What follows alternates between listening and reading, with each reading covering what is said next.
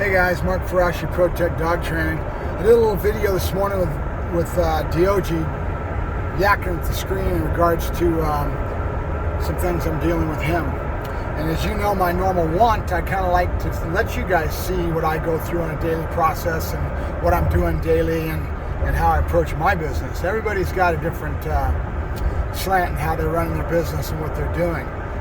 And I've been doing this yak sessions for a long time in regards to that, because I want to let those of you that are wanting to become professionals or wanting to get into the field to start to understand and learn what my perspectives are. You know, when I start talking about the instant gratification of the kids, and they want to go poof and hang a shingle up, and they think they go out there and catch a few dogs and get in a suit and start having one dog in the sport, and poof, I'm a trainer. You know, they don't want to pay their dues. All my little attitudes about the profession as a whole that I've acquired over the years because of what I've been through and what I see in the industry as a whole, that I'm trying to pass on to you in the hopes that some of you might listen to some of the things I have to say, right? Because it'll serve you if you do. And I got a good example. I've got one kid, and I've never met him, but he's been talking to me privately. He sends me messages, and I send him messages back. He finally went out, and he's up towards Canada or wherever he's at, but he hooked in with Michael Nesbitt in an internship. And he's back there scooping shit and learning how to deal with animal husbandry and kennel maintenance and all the things, and in trade for that, Michael's starting to teach him to train dogs. You know, he's doing exactly what I talked about. That's one of the best ways to get into the profession. Pay your dues. You know, spend a year or two working with a training firm, learn how they run their business, and realize that you've got to pay your dues if you're going to be good. You know, I mean, it takes a lot of that. You know, if you're going to run your own business and end up having your own kennel, you're going to need to know how to take care of the dogs. You're going to have to have a good understanding of animal husbandry. You're going to have to understand the nuts and bolts of really what it takes to run a business and be to do your part to be a real professional, right? And then having the respect and the attitude that that knowledge will better serve your customer, and you will do a better job as a representation of the profession of a professional dog trainer. You won't be out there going, poof, I'm a trainer, and hanging a shingle out and then trying to learn on the customer's dime, which is totally unfair to the public and is bullshit as far as I'm concerned, right? And anybody that's any good or that has become a pretty good dog trainer, a lot of them have done it just like that, right? They've paid their dues. They went out and did that and mentored under somebody or got an internship and went through an intern type of a internship and worked with a training firm, you know? And so that's just one of my points of view, right? So, all right, so I started this video. I was going to show you Diogi. He's next to me in the car right now. Let me go ahead and flip the screen here. All right, so he's right here in a crate, and Diogi has a problem. He gets car sick. All right, the car sickness, I like this. My phone does a pretty good job of flipping back and forth on the cameras. That's nice. So Diogi gets car sick, and I was leaving him in the back of the truck with my other dogs in a crate back there, and then I started thinking that it would be better for him to ride up here with me. Now, what's the reason for that? Well, because car sickness, one of the tricks that Tina has told me, and I think she's probably correct, is that if you take your bitch out when she's got puppies in the womb and you ride her in the vehicle, and you do that pretty regularly, somehow the puppies get used to the swaying motion and everything else, and they're going to be a lot less prone when they become born and get kicked out of the womb and get to be puppies in the real world, that they have a less likelihood of having a problem with car sickness. And I thought that was pretty interesting. I haven't confirmed that for myself, but it makes some sense, right? So I didn't do that. I didn't have the bitch, and that wasn't the case. And a lot of times puppies will have a problem with car sickness. So one of those things is that people just kind of let the dog ride enough that the dog finally gets over it and learns to ride in the vehicle. Well, I've been doing that a lot with Diogi, and it doesn't seem to be working. Right now he's sleeping. That's good.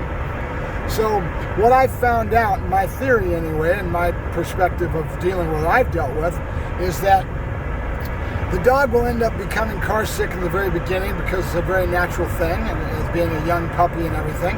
And they start yakking their food, so it's important that you don't feed them before you ride, and you're thinking of all the common sense things you can do to reduce them getting car sick and puking their food all over the place and becoming a foul mess when you end up arriving at your destination. Because it's no fun when we go out and we do our working dogs and stuff. We load our dogs in the car, we're going out to go to protection, and you get to where your location's at, you roll your dogs out and you find out that the puppies are just a mess, right? Now I've got to spend time to spray them off and wipe them down with towels and everything else, and it's no fun, because when I go out to go work dogs, I want to get there and I want to get out and have fun and interact with my counterparts out there in the training field and get into what I'm there for, which is to work dogs. I don't want to deal with having to delouse a dog that's all nasty, right? So common sense prevails. If you don't feed them before you go and you make sure their stomach's a little more empty and everything else, well, Diogenes doesn't seem to be getting over his problem. And what I found out with the time that I spent dealing with this is that the dogs are, it's a mental thing, right? So they start getting sick, and now they actually get themselves mentally all probably, they don't enjoy it, so you put them in the crate, you're going bye-bye, and they're right now already winding themselves up mentally, right?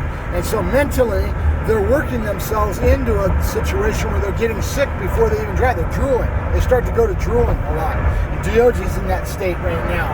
He drools real heavy, and he'll end up mentally getting himself into a spot that he's mentally working himself into getting sick before we even go anywhere, right?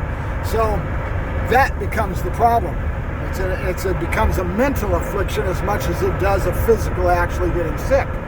So that's why I've got him in the front with me. My logic is that if I can distract him, if I can talk to him, if I can get him to not get into that mental state of mind that he works himself up into a tizzy, that I can avoid him getting sick. Now that's why I've got him in the front. Now it didn't work this morning. He yacked on his own. He's pretty much fouled himself, and he's a nasty little boy. Okay? So these are just some of the trials and tribulations that you've got. Now, there's a lot of other theories about medication that you can give them and a bunch of other things about car sickness. We'll go over that another time. My brain isn't clicking on some of these products that you can use, but so just keep it in mind. That's the discussion that we're having right now, is Tioji getting car sick and dealing with that, right?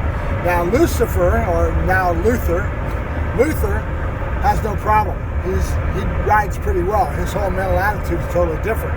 He's a different dog. Same litter, but he's a different dog. So he doesn't seem to be having a problem at all, and he rides pretty well. So now Diogenes on the other side does a lot of drooling, and I think he works himself up mentally. That's why I've got him in the front of the cab.